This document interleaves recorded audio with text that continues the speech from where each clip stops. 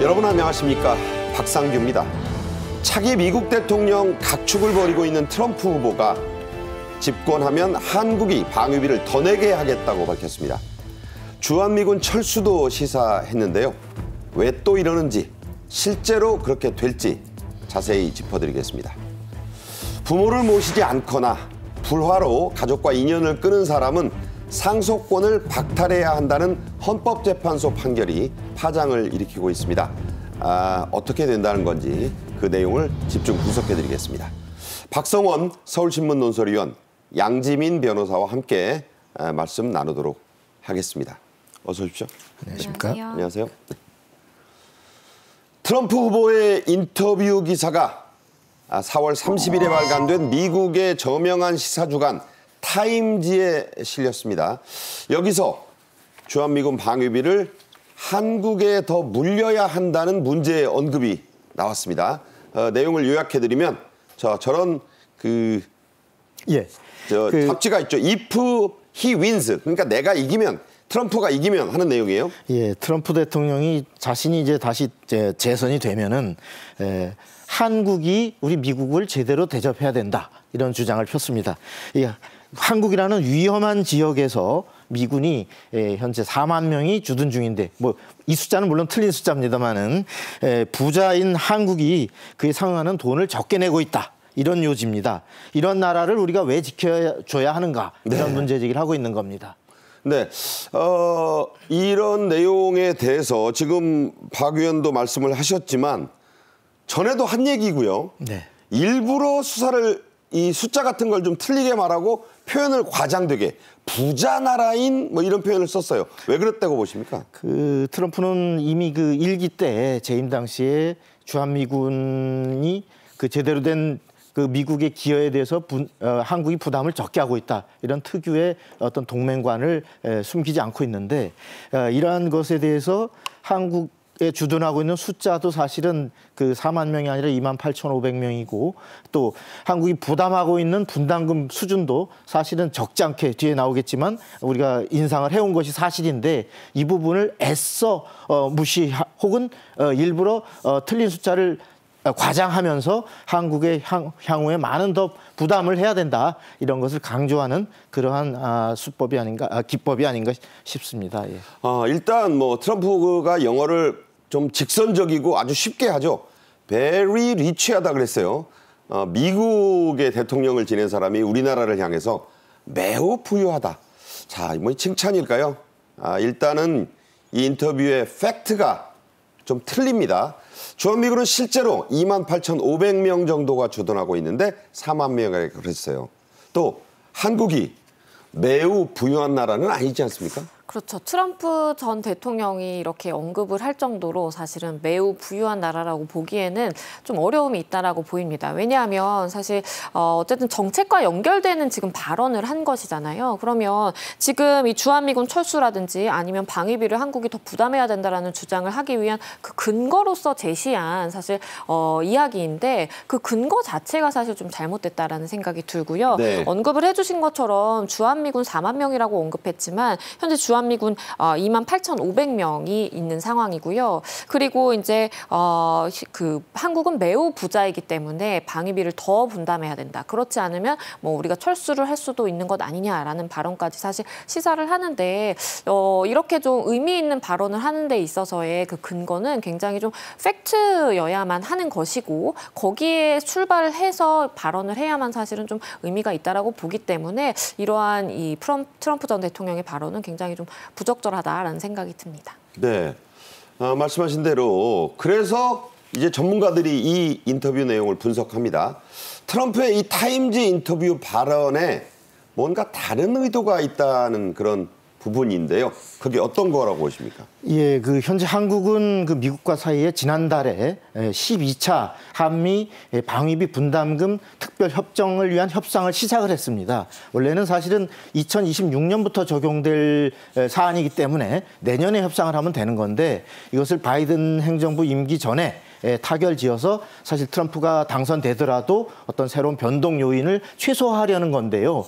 바로 트럼프는 이 점을 겨냥해서 내가 집권할 경우에 이 부분에 대해서는 나는 다른 기조를 유지할 것이다. 그러니 지금 함부로 적은 액수로 타결 짓는다거나 이런 것을 하지 말라라고 바이든 행정부에 더 나아가서 미국 국민들에게 그것을 알리면서 자신의 대선 전략으로 활용하고 있는 걸로 보입니다. 그러니까 이 부분이 내가 정권 잡으면 얼마든지 바꿀 권한이 내게 있으니까 네. 지금 그 적당히 타협하지 마라. 예. 미국민들이요. 예.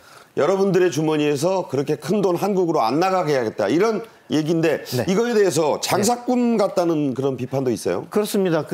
다시 말해서 한국의 방위비 분담을 늘린다는 것은 미국이 주한미군과 관련한 비용을 더 미국민들이 더 부담을 줄이도록 하겠다라는 얘기인데 사실은 동맹이라고 하는 것은 글로벌한 환경에서 보면은 어떤 안보상 또 경제상 이 단순히 비용으로만 따질 수 없는 가치가 무궁한 것인데 이것을 트럼프는 이른바 장사꾼 논리, 그러니까 거래와 비용의 관점에서만 이런 동맹도 바라보면서 어떤 비용 문제를 근시안적으로 다룬다라고 하는 것이 전문가들의 적지 않은 비판입니다. 네. 예. 실제로 트럼프 후보 대통령이던 4년 전 4월에 이런 얘기했습니다. 주한미군 철수를 그때도 공개적으로 거론했죠. 그때 발언 한번 돌아보겠습니다. Now they've offered us a certain amount of money and I've rejected it. I just said it's just look, we're doing a tremendous service. 네, 우리는 트리멘더스 서비스, 엄청난 서비스를 해주고 있다. 그런데 왜 우리가 돈을 그렇게 적게 받느냐 이런 얘기입니다. 결국 트럼프 대통령이 물러난 뒤에 타결된 2021년 방위비 협상 SMA에서 지금의 바이든 대통령이 우리가 요구한 합리적인 수준으로 올렸죠. 그렇죠. 왜냐하면 사실 이 트럼프 전 대통령이 집권 당시에 충분히 협상을 이룰 수 있는 시기였습니다. 그런데 그때 당시에 협상이 이루어지지 못하고 굉장히 장기간 표류를 했어요. 그랬던 이유가 바로 트럼프 전 대통령이 5배에 달하는, 그러니까 기존의 분담금이 9,602억 원가량이었는데 여기에 5배에 달하는 금액을 한국이 부담해야 된다라고 주장을 하면서 사실은 이제 우리나라 입장에서는 이걸 받아들이기 힘든 상황이었고 네. 그렇기 때문에 장기간 이것이 이제 협상에 이르지 못하고 표류를 했던 그런 상황이 있었고요. 그 과정에서 사실은 2020년에 이것이 이제 협상이 마무리 완료가 돼서 타결이 되었어야 됐는데 장기 표류를 하다가 결국에는 바이든 대통령이 집권한 이후 2021년 3월에야 이제 협상이 이루어질 수 있었습니다. 그때 당시 바이든 대통령 정부와의 이제 협상 내용은 그래도 우리가 수긍할 수 있을 만한 그런 합리적인 수준의 수준 선에서 인상이 되기는 했지만 어쨌든 인상된 수준으로 그렇게 협상이 이루어졌습니다.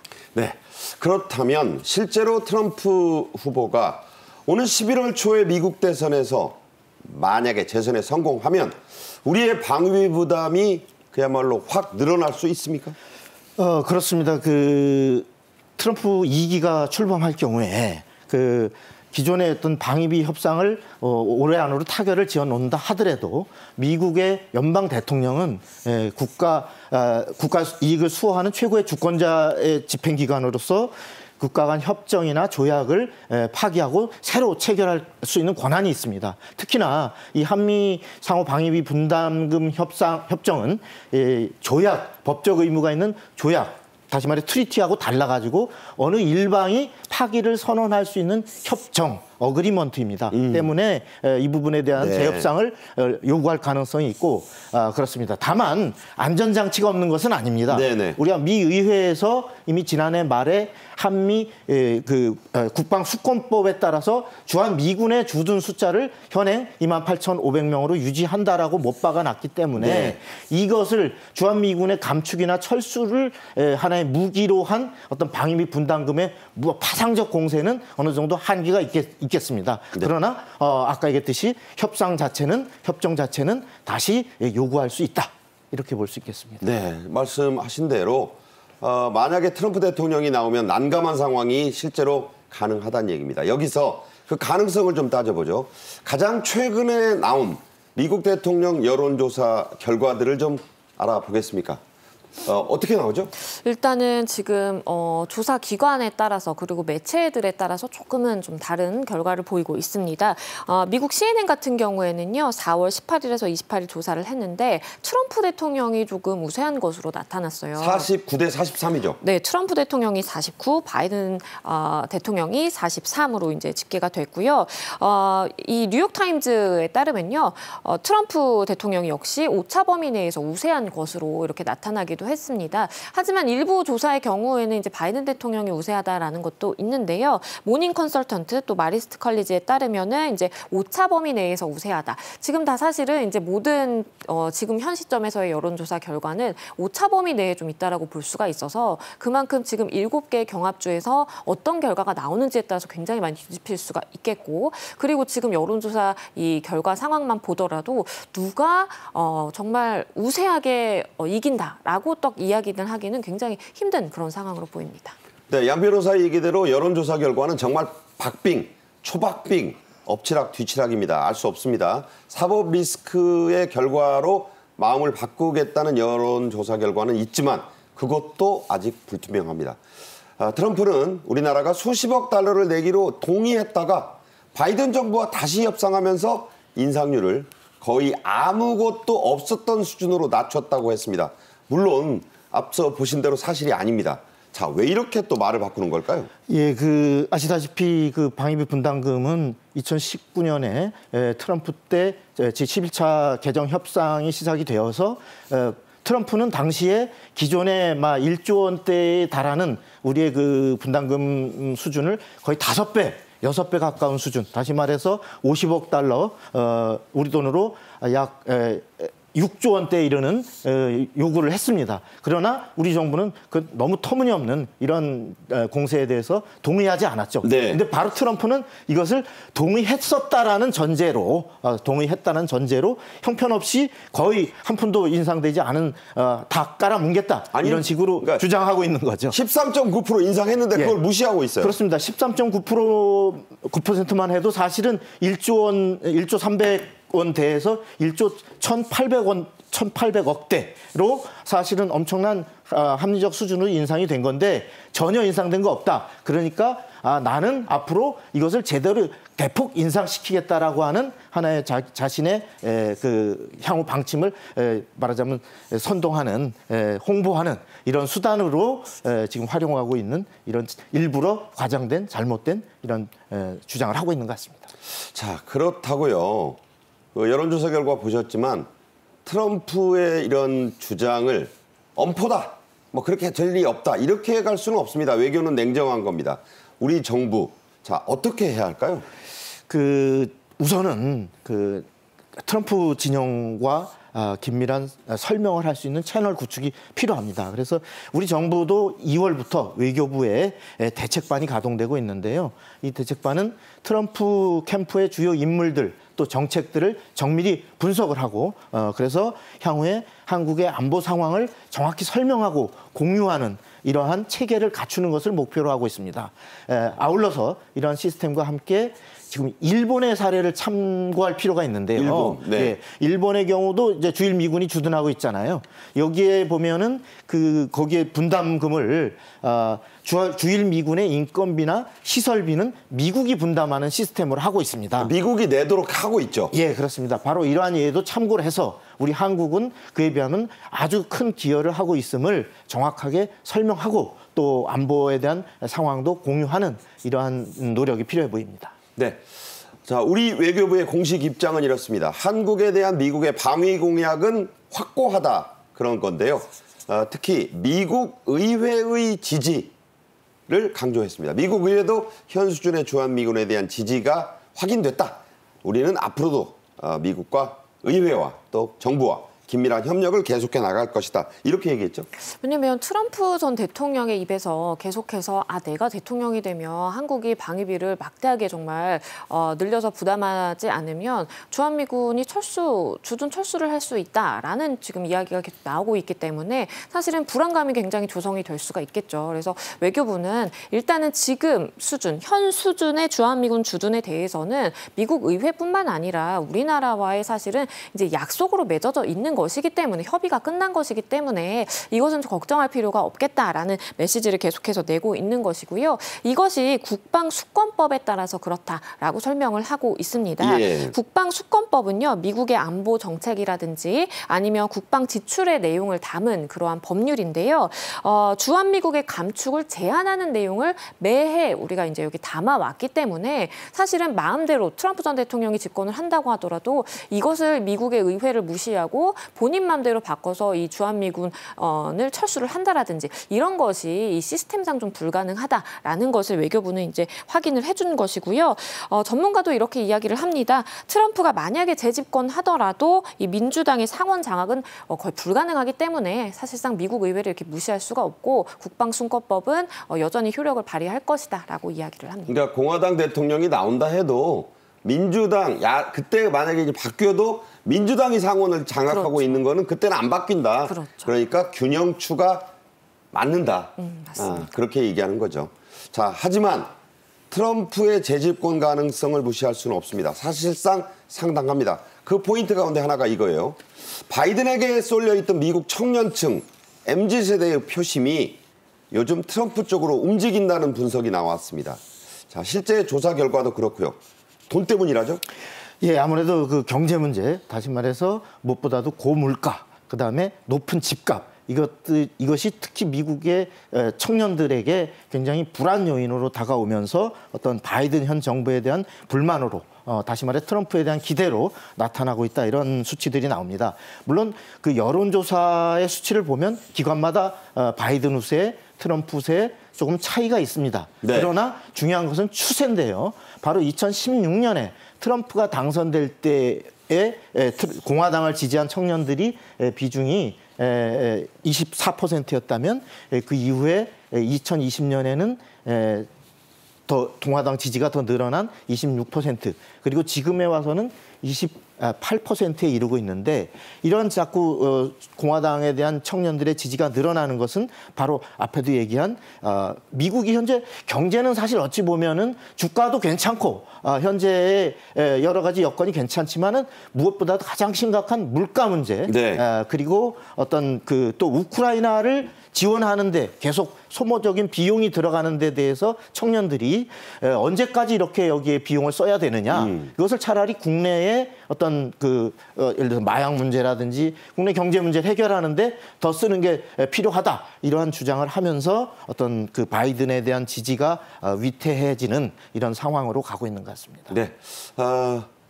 바이든 대통령을 지지하는 게 아직은 조금 더 나오는데, 이제 경제 문제와 자꾸 외국의 전쟁에 개입하는 문제에 대해서 MZ세대는 반발하고 있다, 이런 얘기입니다. 어떻게 될지 모릅니다. 끝으로요. 바이든은 다시 한번 나를 지지해달라 이렇게 하고, 또 트럼프는 이번엔 나를 좀 지지해줘야 되지 않나? 이렇게 하는 미국 여성이 있죠.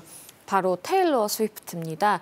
미국의 굉장히 유명한 팝스타인데요. 이 테일러 스위프트가 워낙 이 젊은 미국의 이른바 MZ세대로 불리는 그 사람들에게 굉장히 큰 지지를 받고 있고, 테일러 스위프트가 누군가를 지지한다라고 하면 사실은 이렇게 팬들이 따라다니면서 이렇게 지지를 하는 그런 성향이 있기 때문에 네. 굉장히 좀 중요한 이제 여론을 형성할 수가 있다라고 보는 겁니다. 그렇기 때문에 이제 바이든 대통령이 사실 지난번에 당선에 성공을 했을 때에도 미국의 이 젊은 층의 유권자들이 굉장히 좀 지지를 많이 받아서 그렇게 당선이 됐다라는 분석이 있는 만큼 이번에도 나를 좀 지지해달라라고 이렇게 테일러 스위프트에게 이야기를 하고 있는 것이고요. 반대로 트럼프 전 대통령은 이렇게 이야기를 합니다. 네. 내가 재임했을 기간 동안에 내가 이 아티스트들의 그 저작권을 위해서 얼마나 많은 노력을 했는지 아느냐라면서 실질적으로 음악 현대화법에 내가 서명했다라는 사실을 절대로 잊지 말라. 당신은 내 덕분에 돈을 번 것이다. 나를 배신하지 말라라고 이야기를 하고 있습니다. 아직 테일러 스위프트 2억 명의 미국 젊은이들을 움직인다는 스위프트는 입장을 정하지 않았어요. 그녀의 입에 달려 있다는 얘기도 그래서 나옵니다. 자, 다음 주제로 가죠. 말도 많고 탈도 많았던 내년도 전국 의대 모집 정원이 확정을 눈앞에 두고 있습니다. 서울대 의대보다 비수도권 9개 의대들의 모집 인원이 더 많아져서 자, 지방 의대 열풍이 그야말로 거세게 불 것으로 보인다, 이런 전망이 나오네요. 네, 말씀해 주신 것처럼 9개의 지방의대, 그러니까 전북대, 부산대, 전남대 등 이 9개 의대의 인원 수가 보니까 서울대 의대 모집 인원 수보다 다 초과가 되는 것입니다. 네. 그렇기 때문에 아무래도 내가 이번에 한번 지방의대에 도전해볼까라는 학생들 내지는 이제 재수생을 비롯해서 정말 많은 직장인들까지도 이렇게 지방의대 열풍이 불 것이다라고 지금 예측이 되고 있는 상황이고요.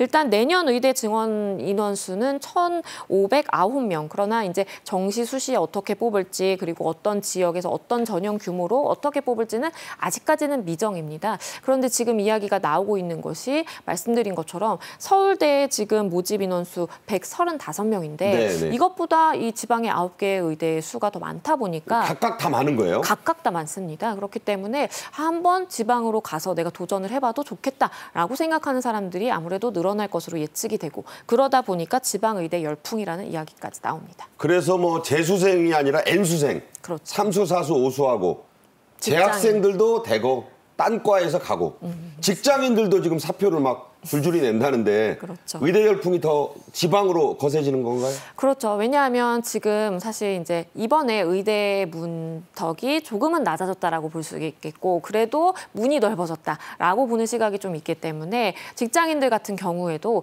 내가 이번에 정말 큰맘 먹고 공부를 해봐서 내가 지방의대 갈 수 있지 않을까? 인원이 좀 서울대보다 많다고 하는데 라는 생각이 이제 미치게 되는 것입니다. 네.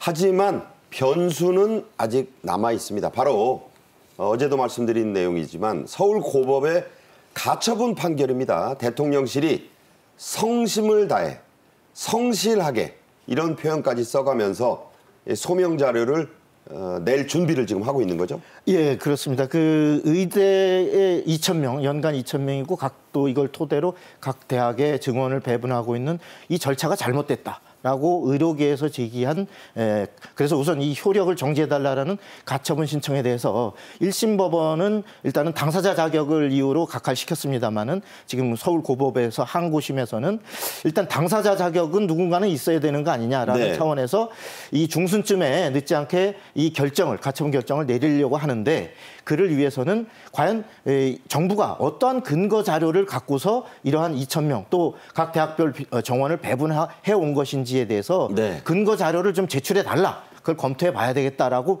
요구를 한 것입니다. 이에 대해서 정부는 그동안 2차례의 수요 조사 결과 또 서울대 한국개발연구원 그리고 보건사회연구원 등의 전문 의사 수급 추계에 대한 자료 그리고 관계되는 증원 관련 법령 등의 자료를 아주 성실하게 제출을 하겠다. 성심껏 다해서 제출하겠다라는 태도로 아마 빠른 시간 안에 제출할 걸로 예상됩니다. 네. 10일까지 이 자료 제출이 이루어지고 법원은 13일부터 17일 사이에 결론을 내주겠다고 하고 있습니다. 주목되는 이번 사태의 분수령이 아닐 수 없죠. 전임의의 복귀일 60%를 넘어서고 있습니다. 이런 가운데 일부 전공의들도 병원 복귀 가능성을 언급해서 이번 의료 공백 사태, 의정 갈등에 그야말로 마지막 분수령이 될 것 같아요. 네, 이 카톨릭 중앙의료원 인턴 대표가 이렇게 이야기를 했습니다.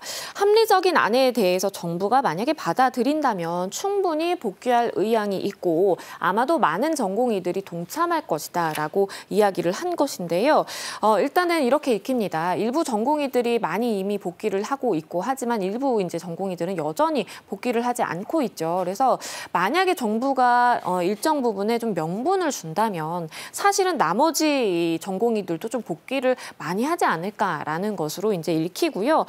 일단은 파국을 막아야 한다라는 이야기도 했습니다. 지금 상황 이미 오랜 시간 장기간 대치가 이루어지면서 사실은 많은 국민들이 피해를 본 상황이 있고 지금도 이러한 접점을 잘 쉽게는 찾지 못하는 그런 상황인데 이대로 가면 정말 파국밖에 없기 때문에 이것은 막아야 되고 본인 아까 발언을 한 이 인턴 대표 역시도 본인도 복귀할 의향이 있기 때문에 어느 정도의 좀 명분을 좀 달라라는 것으로 읽히고요. 그러면서 이런 이야기를 했습니다. 완전히 굽히고 들어와라라고 해서는 안 되고 서로 한 걸음씩 다가가자 이런 이야기를 했습니다. 자, 이런 발언이 나왔다는 자체는 매우 긍정적이죠. 서로 한 걸음씩 물러나기도 하고 다가가기도 하고 그래서 이제 환자를 위한 해법이 마련되기를 기대해 봅니다. 박성원 서울신문 논설위원과는 여기서 인사드리도록 하겠습니다. 감사합니다. 없습니다. 자, 이어서 다음 주제로 가죠. 헌법재판소가 얼마 전에 내린 판결이 파장을 더해가고 있습니다. 일명 제가 붙여봤어요. 불효자는 울린다 상속세 판결입니다. 지금부터 집중 분석해 보겠습니다.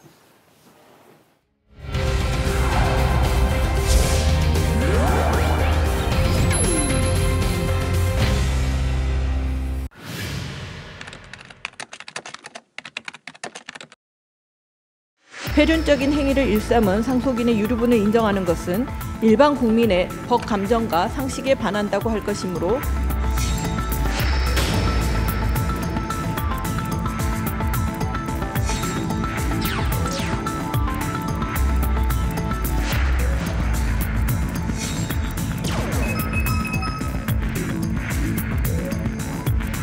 상속세와 과도한 이 할증 과세라고 하는 것에 대해서 이거는 국민적인 공감대가 좀 있어야 됩니다.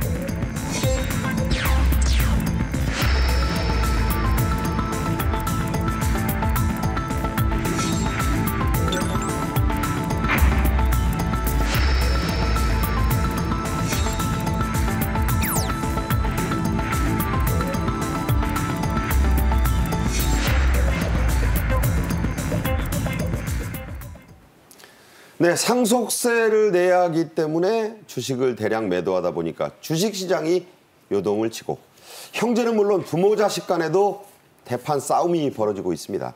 자, 우리나라의 상속세 제도 대체 어떻게 돼 있길래 이런 거죠? 이 상속세 과세 표준이라는 것이 있습니다. 그러니까 금액에 따라서 세율과 누진 공제액이 다른 건데요. 세율은 10%에서 50% 사이라고 보시면 되는데 네. 우선 1억 원 이하의 경우에는 세율 10%입니다. 그런데 이것이 이제 거듭해서 금액이 올라갈수록 30억 원을 초과하게 되면요. 50%의 세율이 무조건 매겨지는 거예요. 절반이에요? 맞습니다. 그렇기 때문에 사실은 30억 원을 초과하는 금액에 대해서는 그냥 절반은 무조건 세금으로 납부를 해야 된다라고 볼 수밖에 없는 것이고요. 이러한 최고 세율 50%는요. 일본에 이은 세계 2위입니다. 일본은 55%라고 하고요. 우리가 2등이네요. 그렇죠. 네. 2등이고요.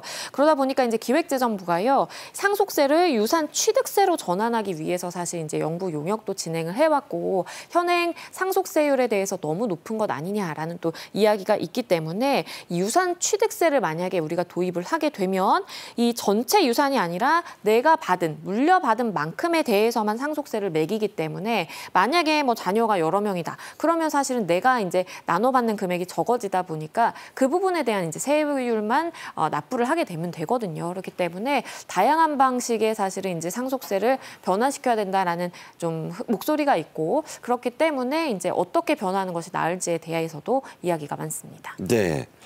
자, 이게 이제 뭐 내 얘기 아니다 이런 분들도 있을 수 있겠지만 30억 원이 넘으면이니까요. 웬만한 집이 큰 게 좀 적당한 게 똘똘한 게 있으면 해당이 됩니다. 상속세 폭탄을 피하려고 국적을 바꾸거나 해외 이민을 가는 사람들 이런 사람들이 있을까 하는데 꽤 많다죠? 많습니다. 왜냐하면 이게 가까운 좀 나라만 이렇게 눈을 돌리더라도 우리나라와 굉장히 차이가 나게 상속세를 전혀 납부하지 않아도 되는 나라가 있기 때문입니다. 이 싱가포르 같은 경우에는요. 상속세와 증여세가 아예 없습니다. 없죠? 없습니다. 그렇기 때문에 이거 상속세 내지 않기 위해서 사실은 싱가포르로 가서 내가 이민을 가야 되나라고 고민을 하는 분들도 늘어나고 있다고 하고요. 미국이라든지 캐나다, 호주에 대한 이민을 문의하는 그러한 문의도 굉장히 많다라고 합니다. 미국은 남편이나 아내 한쪽에 상속세가 없죠? 그렇죠. 미국의 경우에는 배우자에 대한 상속세를 완전히 면제를 하고 있고요. 그리고 상속세 부과하지 않은 공제액도 굉장히 우리나라보다는 차이 나게 높습니다. 네. 2024년 기준으로 이 177억 원까지는 상속세 이제 공제가 되기 때문에 부과되지 않는 거예요. 네, 웬만하면 다 안 내네요. 그렇죠. 네. 그렇기 때문에 사실 우리나라에 비해서는 굉장히 상속세 자체를 좀 줄일 수 있다라는 생각 때문에 해외로 눈을 돌리는 분들이 굉장히 많은 상황이고요. 호주, 캐나다 역시도 상속세와 증여세가 이제 없기 때문에 네. 사실은 내가 어떠한 꼭 반드시 상속세나 증여세뿐만이 아니라 뭔가 교육적으로 내가 이민을 결심을 하면서도 이렇게 상속세도 줄일 수 있고 증여세도 줄일 수 있네라는 것들이 이제 더해지다 보니까 해외 이민을 문의하는 그런 분들이 많아지고 있다고 합니다. 네. 교육도 도움을 받고 상속 증여세도 안 낸다. 호주 가자, 캐나다 가자. 이번에 싱가포르 가볼까? 많다는 얘기입니다. 지난 4월 말이었습니다. 서울 서대문구청이 상속세 특강을 이제 전문가를 초빙해서 열었는데 300석 좌석이 다 매진이 돼서 의자를 1000개 이상 들여놨다고요? 네, 이게 원래는 매년 해오던 거라고 해요. 그런데 점점 가면 갈수록 이 열기가 뜨거워지다 보니까 원래 이제 300석 대상으로 이렇게 주최가 예정이 되어 있었는데 의자를 정말 1000석 넘게 이렇게 마련을 해야 되는 해프닝도 벌어졌다고 합니다. 서울 서대문구청이 이제 세무사를 초청해서 어떻게 우리가 지혜롭게 현명하게 또 상속세를 절세를 할 수 있을지, 어떻게 뭐 증여를 하는 것이 좋을지 네. 이런 부분에 대해서 이제 특강을 해준 겁니다. 전석 매진이 됐다라고 하고요. 또 그럴 것이 상속세라든지 증여세를 내는 그 절대적인 인원 자체가 굉장히 증가하고 있습니다. 그렇기 때문에 사실은 예전에는 남일이다라고 생각을 했다가도 요즘에는 정말 내 일이 되는 분들이 많아지다 보니까 아무래도 이렇게 상속세 특강이라든지 이런 강의에 사람들이 몰릴 수밖에 없는 것으로 보이고요. 이 상속세 신고 인원이 2018년에는 8,400여 명 정도였던 수준이 2022년에 보니까 2만 명이 육박하는 수준으로 네. 굉장히 많이 증가를 했습니다. 4년 새에 정말 2배 이상 증가가 했기 때문에 이렇게 이런 관련 특강에 인기가 많은 거 아닌가 싶습니다. 네, 그렇군요. 다른 구청이나 자치단체도 비슷한 사정이라고 하네요. 자, 상속세를 안 내려고 피하려고 아버지가 돌아가신 사실을 숨긴 이건 뭐 비정하다고 해야 되나요? 정상이 아니네요. 그렇죠. 이 아무리 세금을 줄이고 싶은 마음이 있다고 하더라도 이 아버지의 사망 소식을 숨기고 세금을 15억 원가량 탈루한 일이 일어났습니다. 그러니까 이 아버지의 경우에는요. 해외에서 사망을 한 겁니다. 그러면 국내에 와서 이 아버지가 사망했다라는 사실을 신고를 해야죠. 그런데 이러한 사실을 숨기고 아버지가 이제 재산이 많다 보니까 아버지의 앞으로 뭔가 꼬박꼬박 이제 세금도 내고 그리고 아버지 명의로 이제 건물이 있기 때문에 여기에 이제 임대료도 상당했는데요. 네. 그것을 자식들이 받아서 사실상 세금을 납부하면서 아버지의 이름으로 그냥 살아간 것입니다. 살아계신 것처럼. 그렇죠. 네. 왜냐하면 세금을 안 내고 그 돈 그냥 내가 가져다 쓰면 된다라고 정말 안일하게 생각을 했던 것 같고요.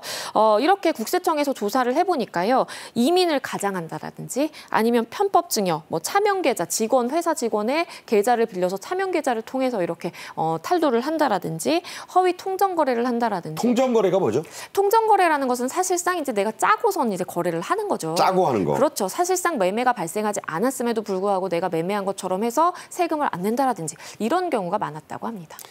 참 이렇게까지 해야 되는 건지 싶습니다.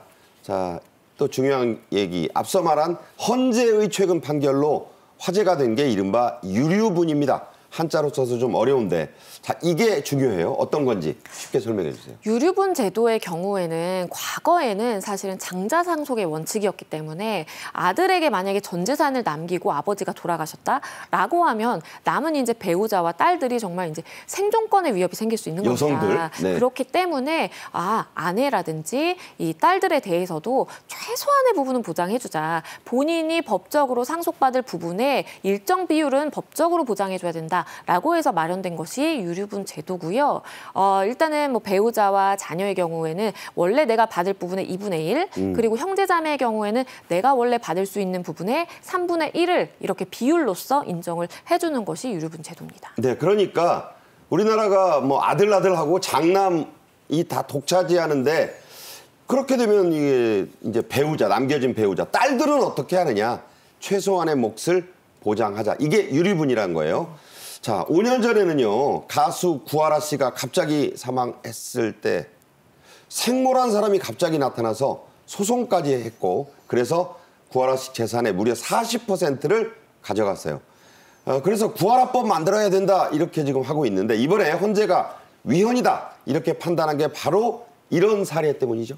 그렇죠. 왜냐하면 구하라 씨의 경우에 생모가 정말 20년 동안 연락두절이었다가 갑자기 나타나서 나에게도 상속권이 있다라고 해서 구하라 씨가 남긴 재산의 40%를 가져갔죠. 그렇기 때문에 이거는 상속 결격 사유로 우리가 마련을 해야 된다라는 구하라법이 사실 발의가 됐지만 통과되지 못하고 계류 중인 그런 상황인 것이고요. 여기에 더불어서 현재의 이 헌법불합치 결정도 맥을 같이 합니다. 네. 왜냐하면 헌재가 바라본 것이 그겁니다. 유류분이라는 것은 우리가 최소한의 생계권, 생존권 보장을 위해서 일정 부분은 무조건 상속이 되도록 한 것인데 네. 이 무조건이라는 것은 헌법에 맞지 않는다라는 것입니다. 만약에 고의로 뭐 자녀를 학대하거나 방임한다라든지 반대로 이 부모를 정말 챙기지 않고 보살피지 않는다라든지 이런 경우에는 유류분에서 제외가 되는 결격 사유로서 유류분권 상실 사유를 따로 마련을 해야 되고 네. 이것이 없는 것이 입법적인 공백이기 때문에 헌법 불합치이다. 이것은 내년 말까지 국회에서 법을 마련하라라고 헌재가 주문한 것입니다. 방금 말한 양 변호사의 얘기를 저희가 그래픽으로 정리해서 보여드리겠습니다. 이번 헌재의 판결로 바뀌게 된 이 유류분 제도. 자, 이게 이제 헌법에 맞지 않는다. 위헌하고는 조금 달라요. 그러면 현행법을 바로 중단시키는 게 아니고 이 법을 내년 말까지는 어쨌든 고치라는 명령이죠. 맞습니다. 왜냐하면 이게 이렇게 바로 위헌 결정을 내려버리게 되면 위헌 결정 즉시 그 법률의 효력이 상실되거든요. 그러면 사실은 굉장히 입법적인 혼란과 그리고 현실의 혼란이 가중될 수 있습니다. 그렇기 때문에 헌법 불합치 결정으로서 아직은 그 조항을 살려두되 시한을 정한 겁니다. 기한을. 내년 말까지, 내년 12월 31일까지 국회에서 입법적으로 해결을 하라라고 한 것이고요. 말씀드린 것처럼 고인을 유기했다라든지 뭐 학대했던 그 가족에게는 유류분권을 상실하도록 하는 그 조항을 이제 마련을 해야 된다. 이러한 조항 자체가 없이 무조건적으로 상속되도록 유류분권을 주장할 수 있도록 한 것은 이것은 헌법에 맞지 않는다라고 헌재는 본 것입니다. 그러니까 불효자, 앞서 말씀드린 또 자녀를 방치하거나 학대한 부모는 이게 상속을 강제로 그러니까 이게 법적으로 해주는 게 아니다. 그걸 이제 고쳐야 된다 이런 얘기인데 국회 구원합법 계류 중인데 이게 아직도 안 되고 있으니까 사실상 헌재가 국회에다 명령을 한 거죠? 네, 그렇죠. 왜냐하면 이게 지난 국회에서도 발의가 됐지만 결국에는 통과되지 못하고 자동 폐기가 됐고요.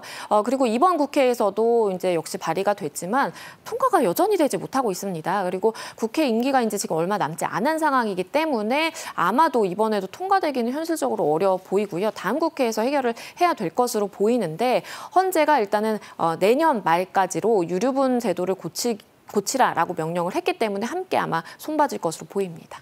네, 이 유류분 제도의 위헌성을 판결한 이은혜 헌재 재판관의 설명을 직접 들어보시죠.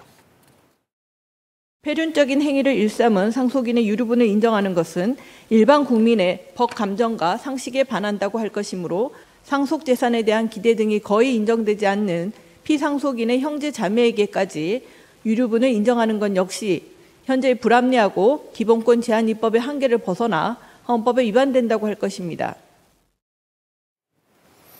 네, 내년 말까지는 국회가 법을 고쳐라. 이건 정치의 논란에 관계없이 불합리하니까 고치라는 얘기가 되겠습니다.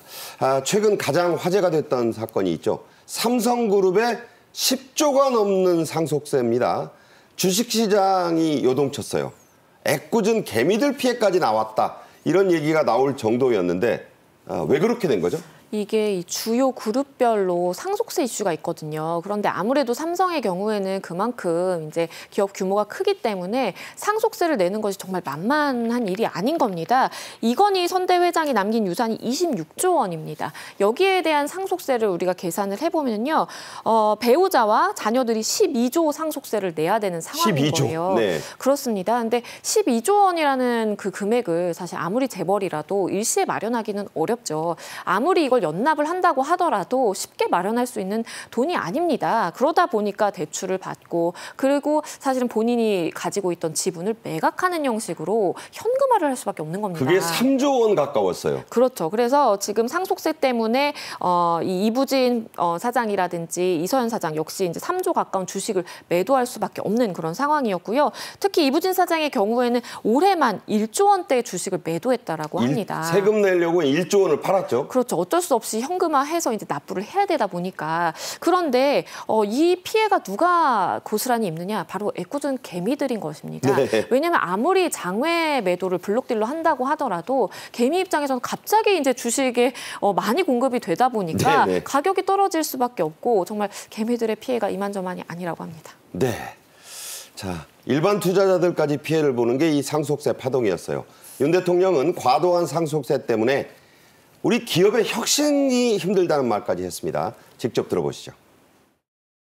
과도한 세제들을 우리가 개혁을 해나가면서 바로 이런 코리아 디스카운트를 근본적으로 해결할 수 있다. 소액주주는 회사의 주식이 제대로 그 평가를 받아가지고 주가가 올라가야 자산 형성을 할 수가 있는데, 대주주 입장에서는 주가가 너무 올라가면 나중에 어떻게 되겠습니까? 상속세를 어마어마하게 물게 됩니다. 재벌 기업, 대기업이 아니더라도 상장 기업의 앵간한 기업들이 예를 들어서 가업을 승계한다든가 이런 경우에 주가가 올라가게 되면 가업 승계가 불가능해집니다.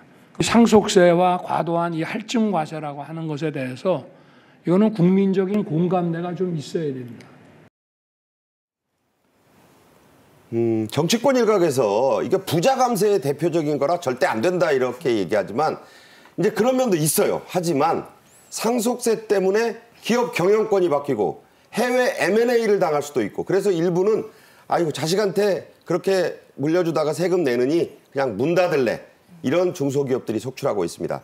자, 그래서 상속세를 좀 줄여주면 어떤 효과가 나는지, 일자리, 국내 총생산에도 긍정 효과가 있다고요? 네, 이게 가업 상속세율 100%를 만약에 감면을 하게 될 때의 효과라고 이제 집계가 된 것인데요. 총 일자리가 3만 개 정도 늘어날 것이고, 총 실질 자본은 211조 원가량 증가를 할 것이고, 그리고 실질 국내 총생산도 역시 6조 원 증가를 할 것이고, 그리고 또 설비 투자 역시도 3조 원 증가를 할 것이다. 경제적으로 즉 굉장히 이득이 있는 그러한 이제 효과가 발생할 것이다라고 이제 추산이 되는 것인데요. 사실은 혁신 기업의 상속세를 감면하는 것이 굉장히 중요하다라는 이야기가 나옵니다. 자, 혁신 기업은 어떤 걸 말하는 건가요? 혁신 기업이라는 것은 연구개발 투자 비중이 이제 높은 기업을 이야기를 하는데요. 이 경상 연구개발비 5년의 평균값이 이 해당 업종의 5년 평균값을 초과하는 기업. 그러니까 그만큼 이 이제 혁신을 위해서 여러 가지 기술 투자라든지 설비 투자라든지 하는 그러한 기업을 말하는 것입니다. 그런 기업을 100% 내려주자는 얘기예요. 그렇죠. 왜냐하면 그런 기업에서 만약에 이제 선대 회장이 만약에 사망을 해가지고 이 상속이 발생한다. 그럴 때는 사실은 세금 납부를 하느라고 기업을 잘 챙기지 못하는 그런 상황이 될 수가 있기 때문에 이러한 혁신 기업에 대해서는 상속세를 감면해주는 것이 어떠냐라는 이야기가 나온 것이고요. 역시 윤 대통령의 발언 역시도 기업들이 상속세 부담으로 경영 혁신을 이루는 것이 굉장히 여력이 부족하게 느껴진다라는 발언도 이러한 맥락에서 나온 것으로 보입니다. 네. 다 상속세를 깎아주자는 게 아닙니다. 혁신 기업의 문제를 말하고 있는 거고요. 외국의 M&A를 당하지 않게 하려면 주식 과도하게 내다 팔면 안 된다. 이런 인식도 공유해야 된다는 얘기입니다. 정치권의 결단도 필요한 문제죠. 자, 끝으로요. 상속세만 문제가 아닙니다. 이른바 증여세도 큰 문제인데요. 우리나라의 증여세 체계를 미국, 일본과 비교해 보면 우리가 좀 심하다, 이런 얘기 할 수 있죠? 왜냐하면 이 증여세의 경우에는 공제액이 굉장히 중요합니다. 왜냐하면 일부 금액에 대해서는 세금을 매기지 않을게라는 것이기 때문에 공제액이 클수록 내가 납부하는 세금도 적어지는 것이거든요. 그런데 한국의 경우에는 공제액이 물론 이것이 39세, 만 39세의 기혼 그리고 출산 자녀가 있는 경우의 사람의 기준입니다. 이 2억 4천만 원을 공제받을 수가 있어요. 그런데 일본은 동일한 조건에서 6억 원을 공제받을 수 있고요. 미국의 경우에는 187억 원을 공제받을 수 있습니다. 그러니까 미국은 비교 대상조차 안 되고, 그쵸. 일본하고만 동일하게 비교해도 2배 이상이네요. 그렇죠. 그렇기 때문에 사실은 일본 같은 경우에 앞서서 설명드릴 때 상속세율이 55%인 정말 1위인 국가임에도 불구하고 이렇게 증여세를 매길 때 공제세액을 6억 원으로 넉넉하게 인정을 해주는데, 우리나라의 경우에 2억 원 공제 한도의 경우에는 사실은 좀 너무 적은 것 아니냐라는 이야기가 나올 수밖에 없는 것이고요.